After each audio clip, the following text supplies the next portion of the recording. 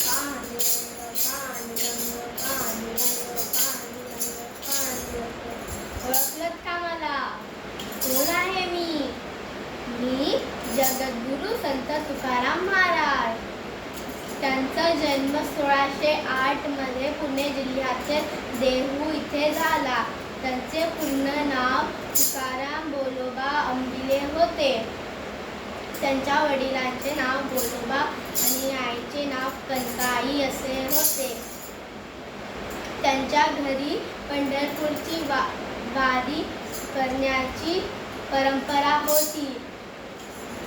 संत तुकाराम महाराजांचे आराध्य दैवत पंढरपूरचे विठ्ठल होते.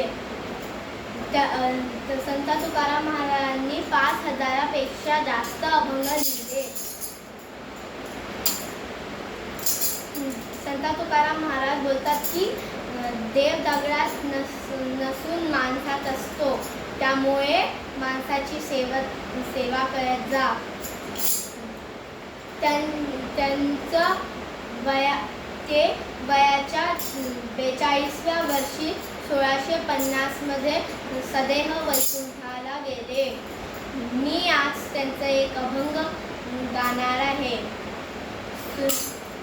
सुंदर ते धन उभे विटेवरी कडकटेवरी ठेवूनिया.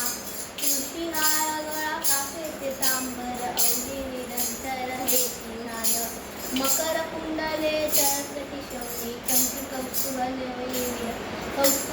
विराजित.